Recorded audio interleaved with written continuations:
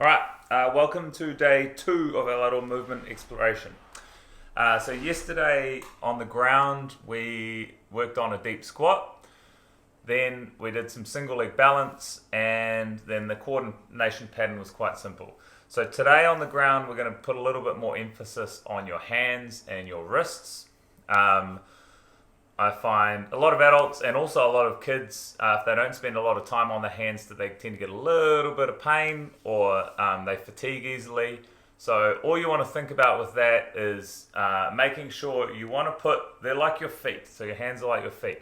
So you want to put some pressure through here, but you also want to spread the load all the way through your fingers rather than just hammering into this part of your hand. So one is to spread the load a little bit. The second one is to take some of your body weight off your hands by letting your knees come down on the ground. So just think of that when you're going through this. So ground movement today is called a base switch. Basically we've got a base of 2 hands and 2 feet on the ground, and possibly your knees if you need to take the load off a little bit.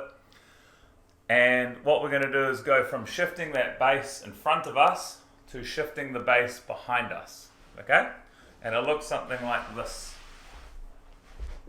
So I'm on my hands, I'm on my feet, here, about shoulders apart, knees underneath my hips, okay? And all I'm going to do is take one foot and I'm going to bring it in front of the other foot, okay? And then I just let my hips twist, take my hand across my body, and now the base is behind me, okay? To go back, I'm going to do the same thing, but this time I'm going to take the foot, the same foot I shifted on the first one, take it behind the other one, and then bring my hand over. So front to back, my foot comes in front of the other foot. To go back, it becomes behind the other foot. So we're switching from the base in front of us, switching to the base behind us. And you can do that the opposite way as well. So now I take my left foot in front, and left foot behind. Now, that's your basic starting point. So what you want to do is play around with that a little bit. One is spending some time in each of those positions. So with it in front and with it behind. Here you're looking for non-collapse. So you're trying to push into the floor a little bit. The other thing you can do is move around a little bit. So I can move around a little bit on my hands and my feet. I can move around a little bit on my hands and my feet in this position too. At any point you can drop your bum down here, or you can drop your knees down here. Same principles, but you're taking the load off a little bit.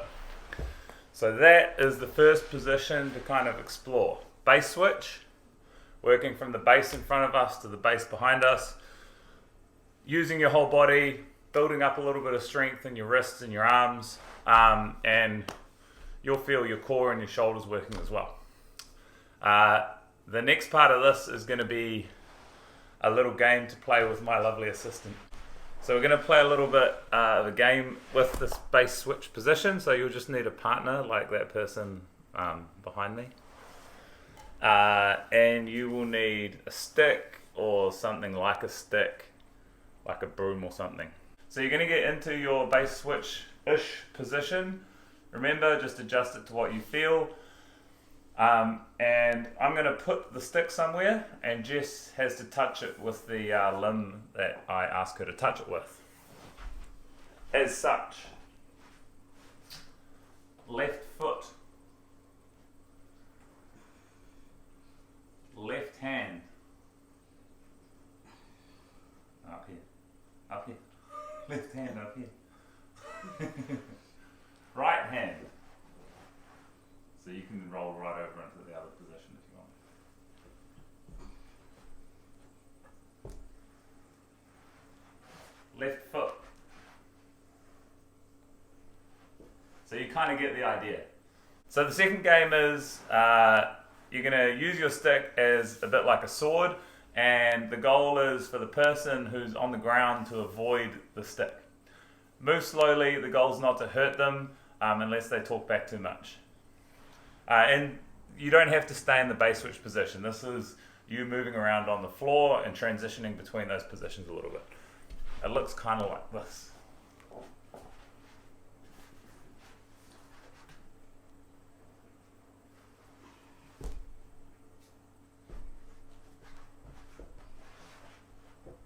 You can put your bum down and stuff. Like you can go anywhere. You can do whatever you want.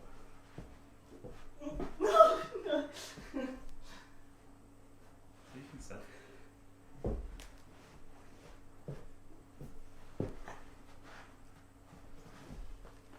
That's number 2. So that's little game number 2. So the first one is you put the stick somewhere and they have to touch it with whatever limb you call out. The second one, you're waving it around and they're trying to avoid it. So that is the 3 parts of the base switch. So you've got just the practice by yourself, the touch game, and the avoidance game. Give those ones a crack. So the second activity on your feet is going to be a continuation of the single leg balance stuff that you did yesterday. For this one, if you saw the video earlier about how to make one of these, you can make one. You can still use the stick for this. You can even use your hand. All you're doing is similar to the one on the ground. You're going to ask them to touch it with a certain limb, and they're going to have to reach out and touch it without losing their balance. Like yesterday, think about good strong foot and leg, but trying to stay loose and relaxed with everything else. Right, left hand. Right hand. Right foot.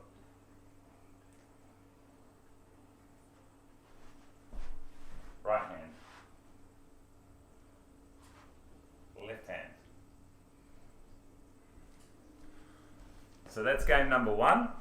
Game number 2 is I'm going to get her to put one of her hands, doesn't matter which one it is, next to the ball, and her hand has to follow wherever the ball goes. Again, you can do this with your fist, or you could do it with a stick. So you're going to go right hand, left hand.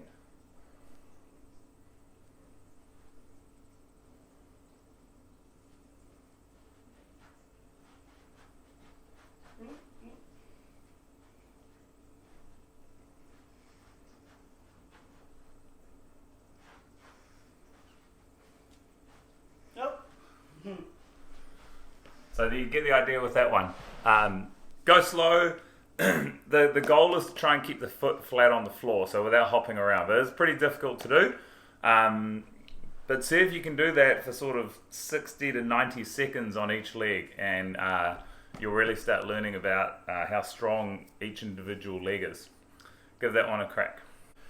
So the third activity is something to learn. So yesterday I just posted a coordination pattern.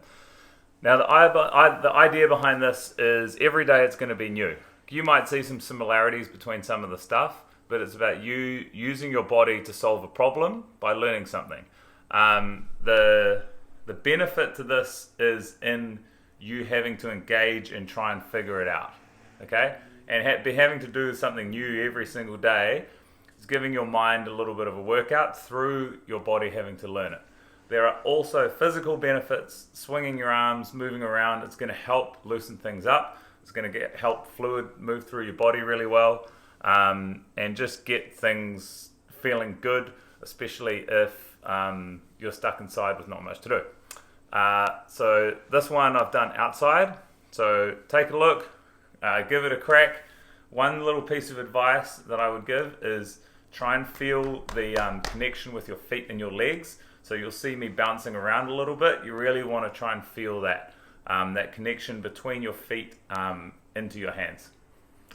Give it a crack.